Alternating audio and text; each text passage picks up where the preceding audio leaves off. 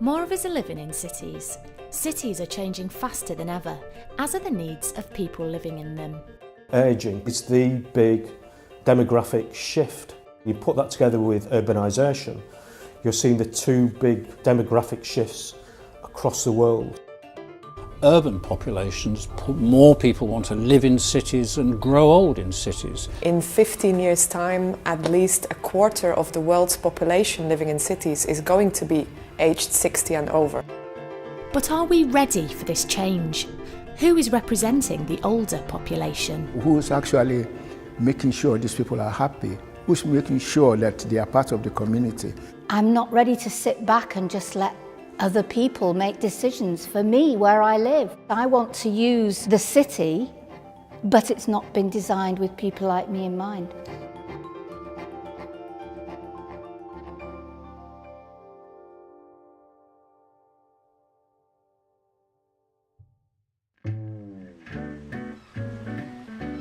Where do you want to live when you're older?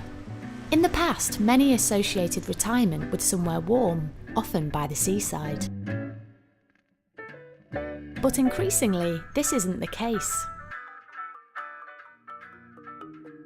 As our older population grows, so too do the numbers of senior citizens wishing to remain in cities. We'll now find people who've lived in the same house, same community 40, 50 years, and they don't necessarily want to move to the south coast when they reach a certain age. I've got 3 daughters in New Zealand who are desperate for us to go and live there, but I can't. This is my hometown, this is my country. These so-called old people have themselves spent their life building up the city, building up the NHS, building up other resources. So they have a right to a good old age. A great place to see this change in action is Manchester. However, adapting to this change is made more difficult by the entrenched inequalities that exist in the city. The experience of aging is very unequal. For some people, aging can create great opportunities. For other people, the experience of aging is much more challenging. And in Manchester, that is very much related to the neighbourhood where you grow older. Manchester is one of the cities with the lowest life expectancy in comparison to other cities. You have large levels of pensioner poverty, social exclusion, high levels of crime. Public services have been hit by government cuts. There are real challenges for us. However, while the challenges may be great, the city has historically made a strong commitment to dealing with them. In 2010, Manchester became the first city in the UK to become a member of the World Health Organisation's global network of age-friendly cities, and to this day is leading the way in finding innovative strategies and approaches to the issue. It's one view that actually cities should be organised around the needs of young people and of working age people, and actually, for a large part, they are. How dare they say that old people are not wanted in the city? We helped to build the bloody city. Age-friendly cities are defined by the World Health Organization as supportive urban environments that encourage active ageing through a range of domains. As Lord Mayor, I have issued the Lord Mayor's Challenge to organisations and to individuals. Small incremental changes that help to make life better around transport, around housing, around access to employment, leisure. And that can be as simple as giving up your seats on the bus or the tram, or as complicated as actually rearranging signage in public buildings. This is about making sure that older people feel that the city belongs to them as much as it belongs to everybody else. If you think about it, cities are great places for older people to live because the health services, the housing, the transport system is all on their doorstep. As well as championing an age-friendly approach, the city is also using some innovative measures to address the city's changing needs. Which is where Tina comes in. My name is Tina Buffel and I work in Manchester University on a project called Developing Age-Friendly Cities. The project's aim is to gain a deeper understanding of the issues that older people themselves view as important in developing age-friendly neighbourhoods.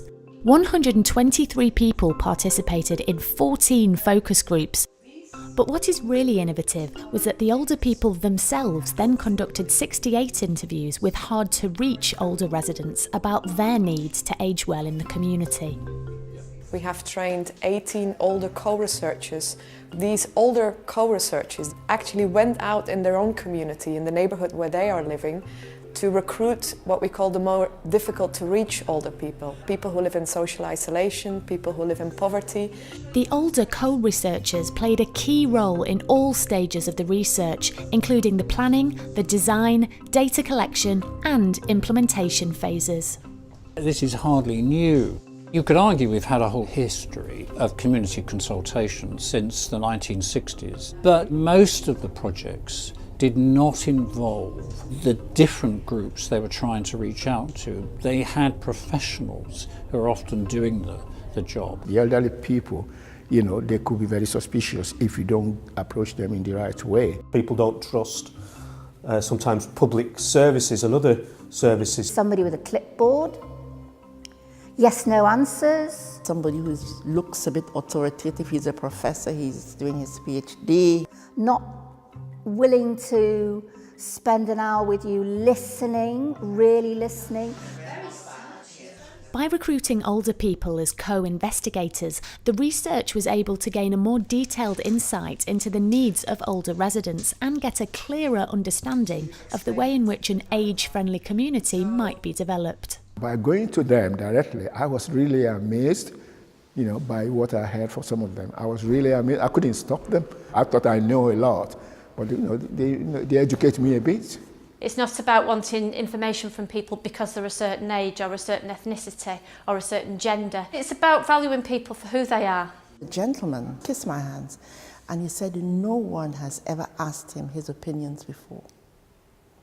And that was, that really touched me. It's fascinating what people tell you. And some of the people that we interviewed, we found were in dire distress and hadn't been able to tell anybody.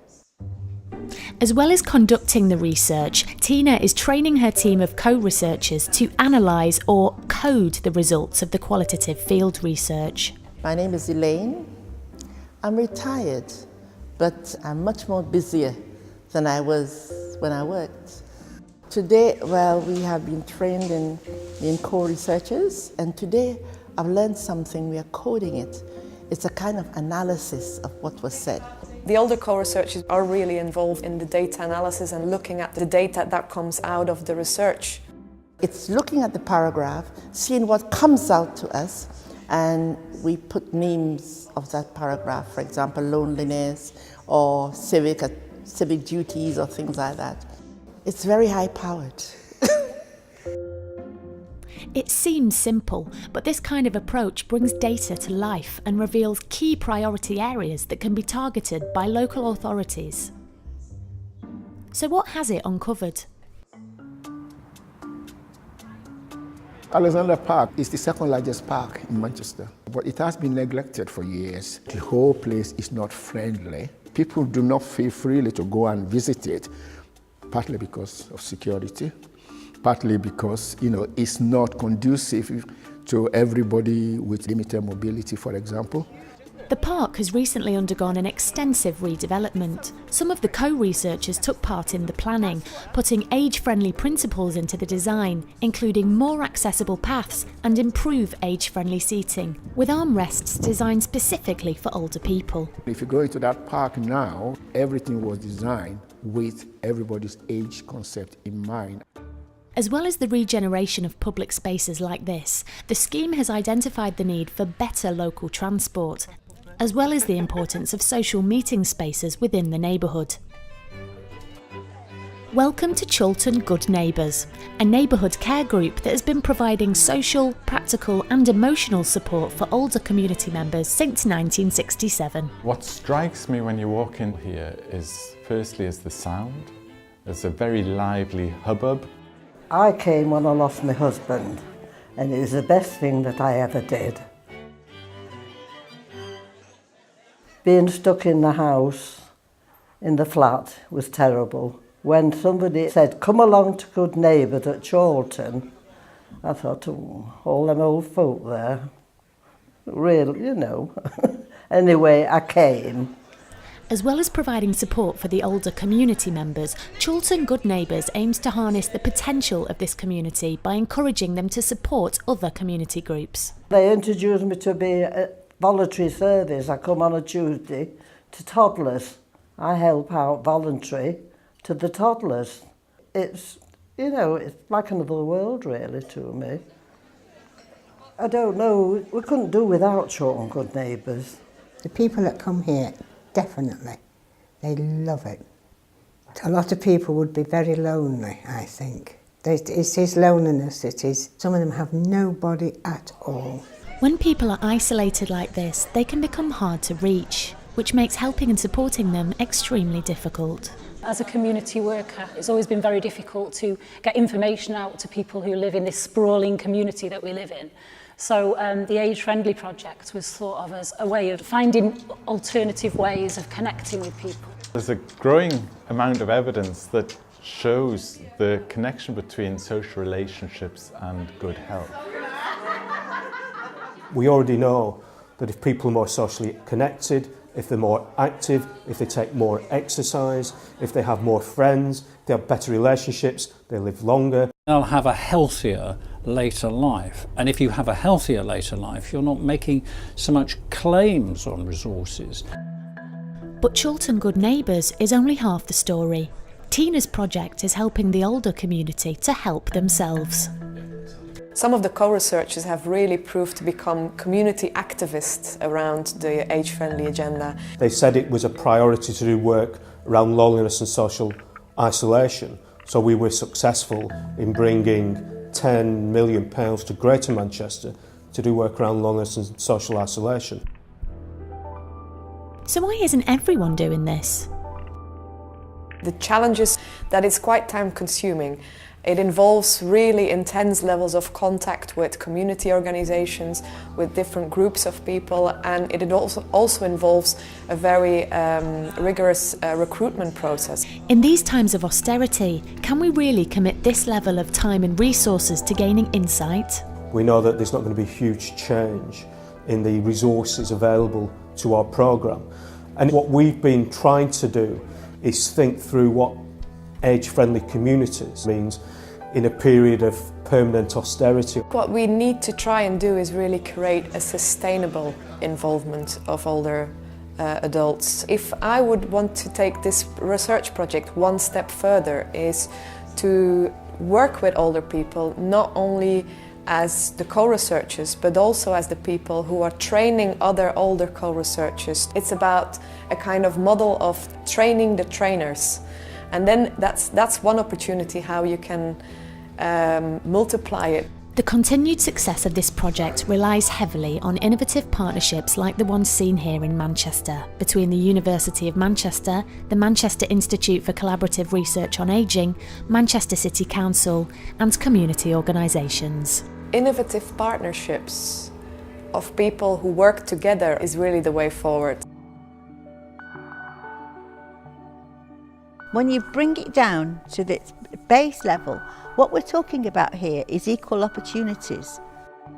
One of the dangers if we don't do anything is that the people who are already most excluded are going to be more and more socially excluded. They will become lethargic, they will disengage, they will become ill. We'd find that people were dying needlessly prematurely because they don't have the social relationships that keep them going.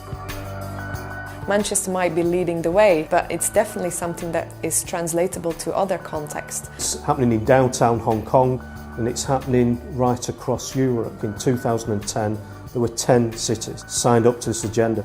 There are now 250 cities and communities across the world. So there's something going on here. I'm not worried about the future at all, because I know Age Friendly exists.